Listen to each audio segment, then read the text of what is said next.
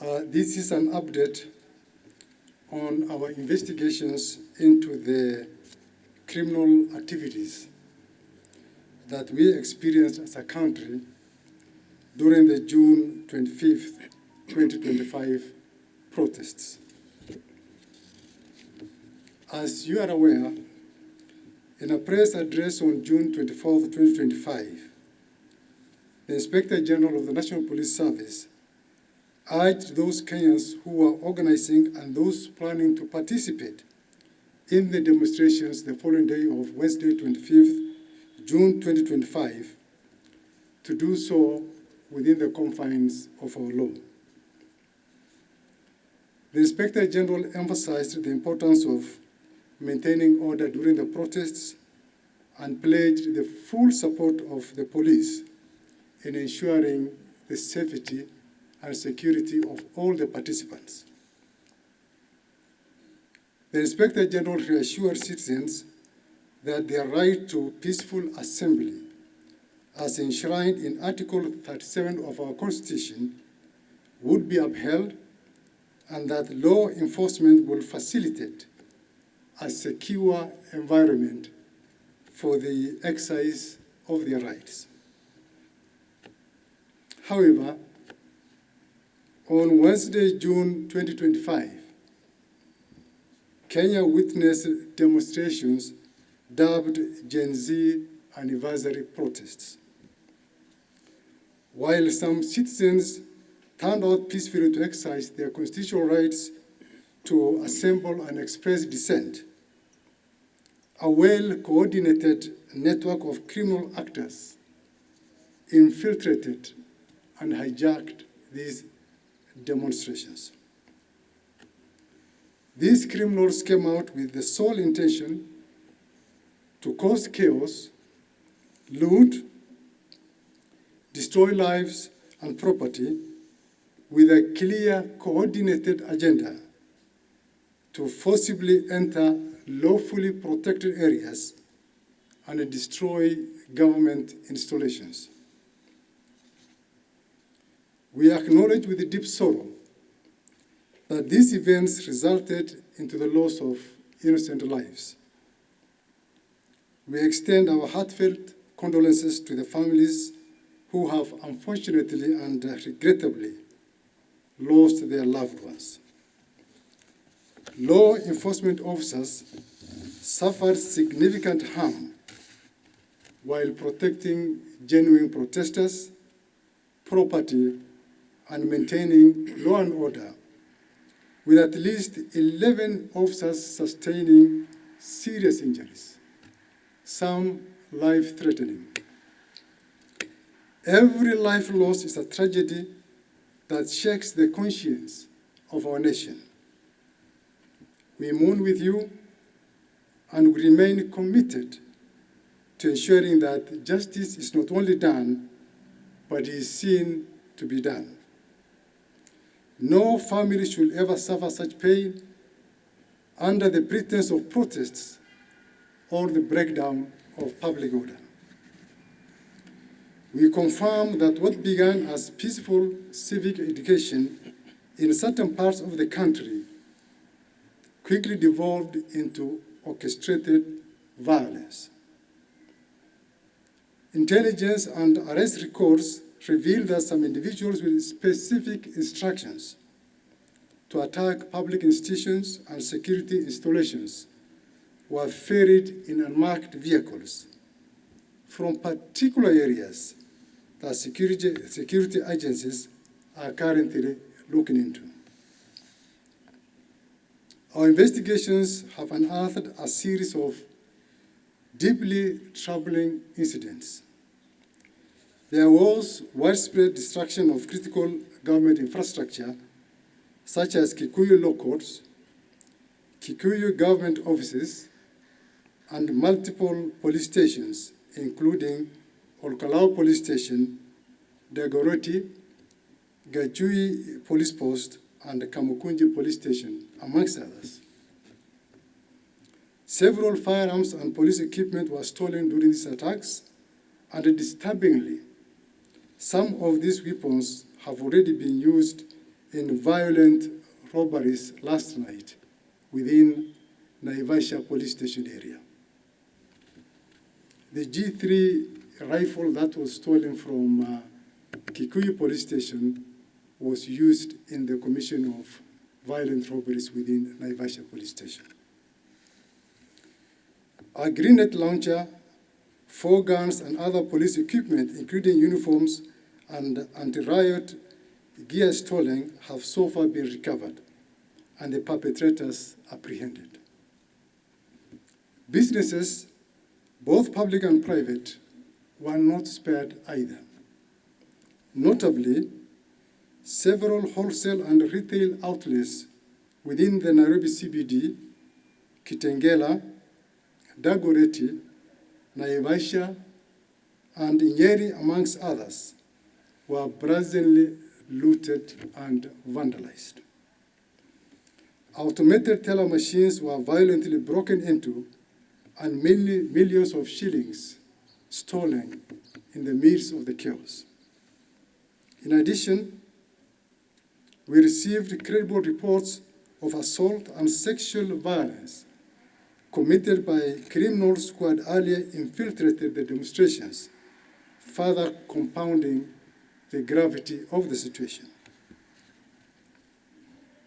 On June 26, 2025, Nduyunjeru Police Station in North Kinangop sub-county experienced a very, very violent incident where approximately 400 armed individuals stormed the facility, demanding the release of 4 prisoners arrested earlier on for theft of stock.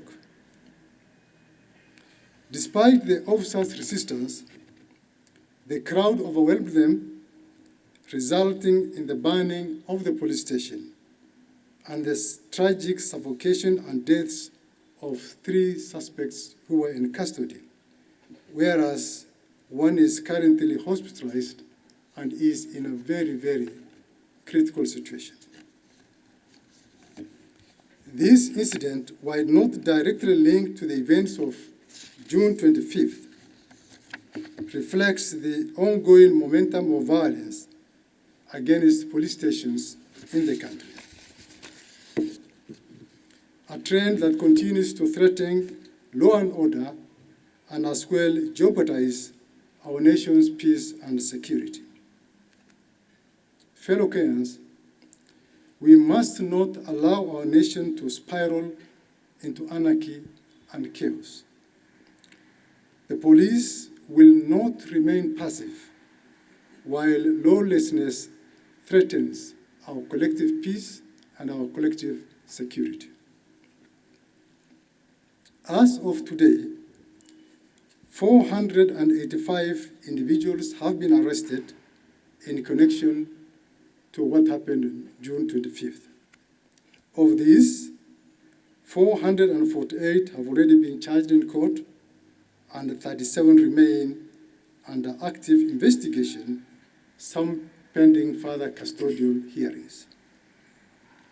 The charges range from murder, terrorism, rape, gang rape, arson, obstruction of police officers while on duty, breaking and stealing, robbery and as well robberies with violence, stealing from locked motor vehicles, incitement to violence, handling stolen goods, malicious damage to property, and possession of illegal firearms.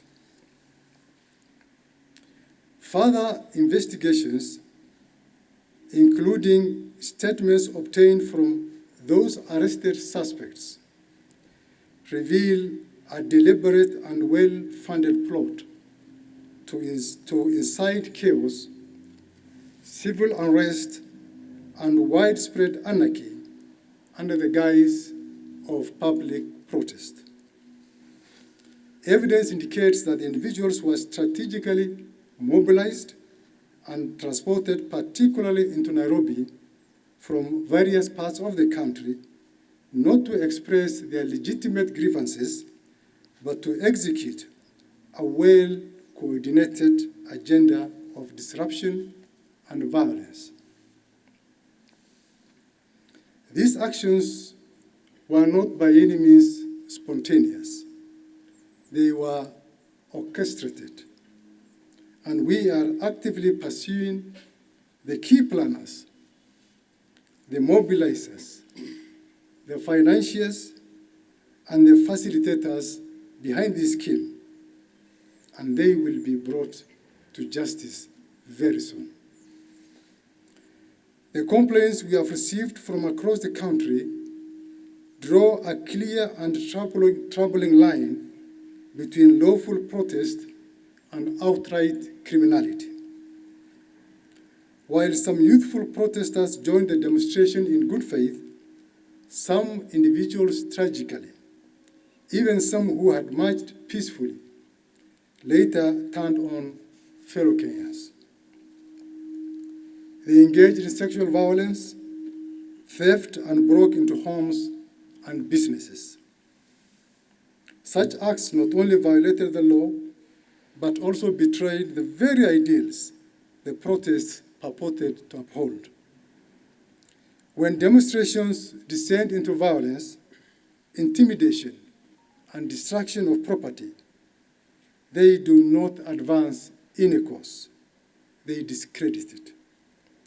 They erode public sympathy and distort the message of those who genuinely seek reform through lawful and other constructive means. It must be clearly understood that the right to protest is protected under our Constitution, no doubt, and we respect the voice of every Kenyan seeking accountability and reform. However, when a bona fide protest is infiltrated by criminal elements, it becomes a threat to national security and a threat to public safety. I must commend those who protested peacefully and distanced themselves from acts of lawlessness. Some among them became victims, themselves were attacked, robbed, or assaulted by those who took advantage of the mob. To those who orchestrated, funded, and mobilized the undermining of genuine protests, your actions are an assault to the exercise of the sovereign power of the people of Kenya. It has not gone unnoticed, and as you will be swiftly held accountable for your deeds. Involvement of goons. Where a member of a goon or particular goons resort to violence, then that becomes illegitimate and that becomes criminal, and we are going to deal with them. Already we have got information about some of those goons, and that information, investigation is progressing fairly well.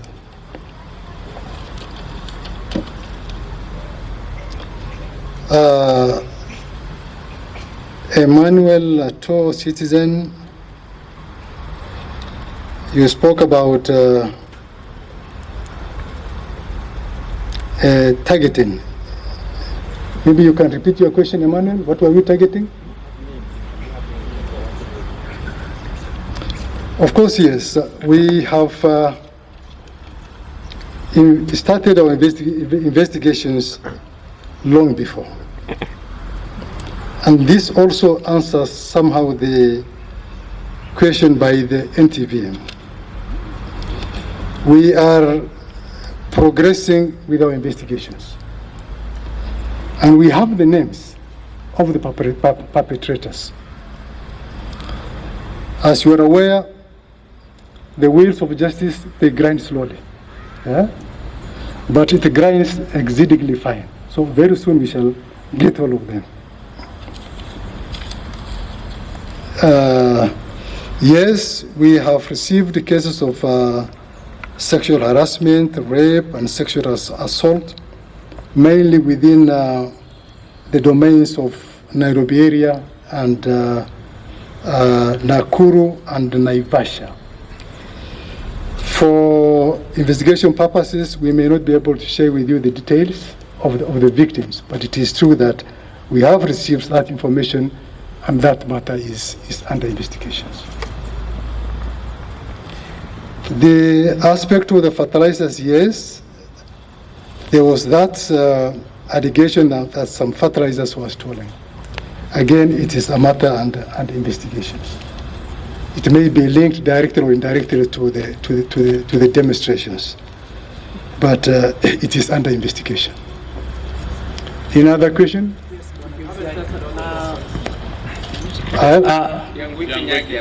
Oh, he's called who? They are going.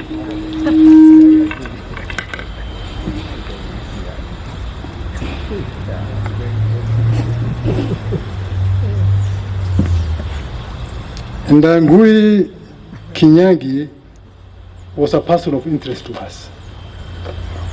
After publishing very, very inflammatory material in the social media, I'm sure you all saw about the timetable and so on and so forth, which was trending in the social media. And our preliminary investigations established that that social media account belonged to the so-called Ndangui. And we profiled him, we identified his residence, and our officers conducted a search at his apartment in Keno.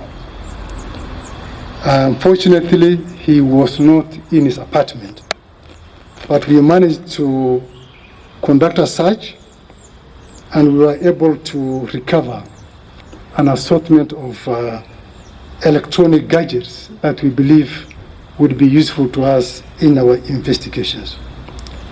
And we were able to do an inventory, which inventory was clearly countersigned by the caretaker of those apartments.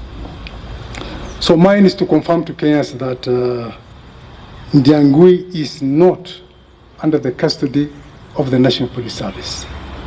He is a person of interest to us, and wherever he is, I will urge that he submits himself and that he surrenders to the nearest police station. I think that answers. Yes, my name is Abdiaziz Hashim from KBC. Just back to that particular story, because we are shocked that Ndangui is not within your custody, but today the courts have given an order for you, the DCI, to present Ndangui at 11 tomorrow on Tuesday. So will that be possible? Then secondly, there are reports online that you have summoned the former Deputy President Rigathi Gachagua. What are the nature of those summons, if true? Well, like I've said, Ndangui is not under the custody of officers of the National Police Service. And that is what I'm going to say rightly before the Honorable Judge tomorrow. We don't have him. And wherever he is, he should just come and surrender to the police so as to assist in our investigations. As regards Rigathi Gachagua, it is not true that we have summoned Rigathi Gachagua. But I would like to point out very, very clearly that Rigathi Gachagua does not enjoy any immunity against prosecution. He is subject to the laws of the land. If in our investigations he is found to have been involved in any criminal activity, perpetrated any criminal activity, aided or abetted any criminal activity, then appropriate action will be taken against Rigathi Gachagua. Thank you. Maybe the last question? Just one question, kindly.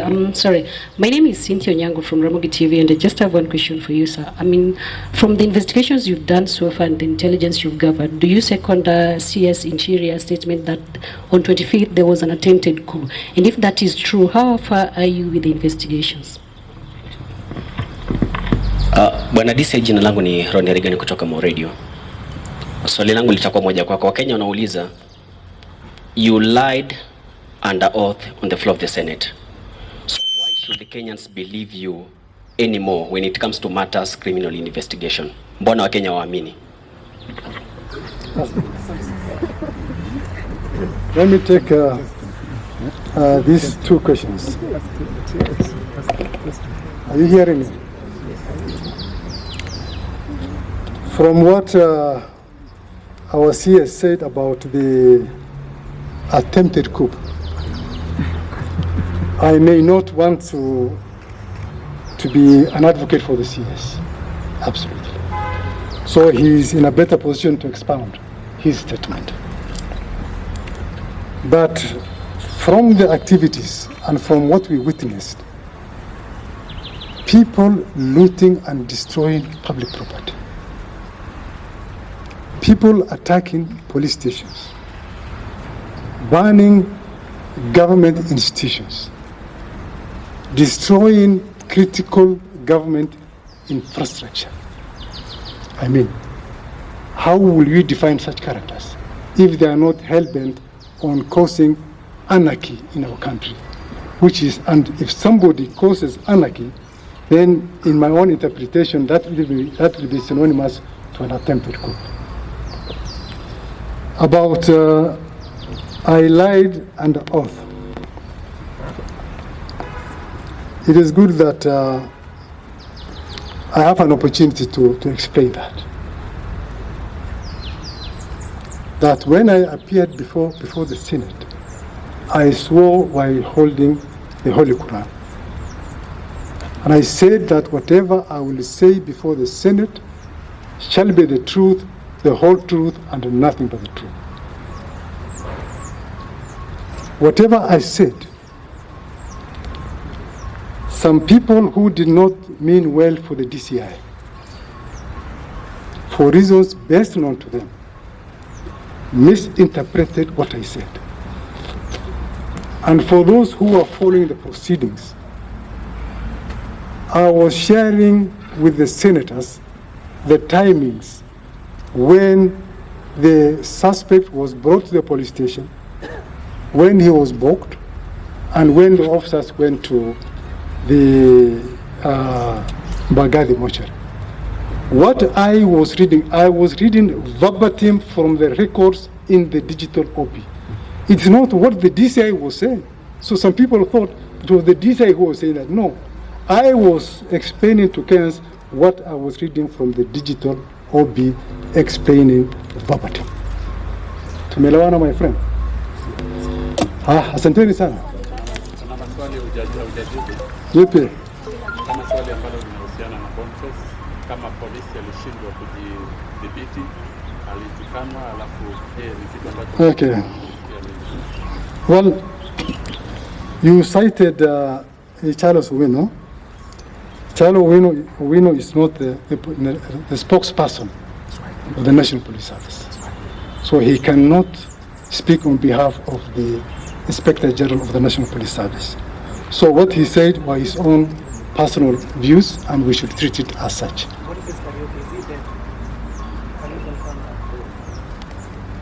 Well, he's still in hospital, and it's only the doctors who can confirm his medical status. Thank you. Is it possible you summarize in Swahili? Okay.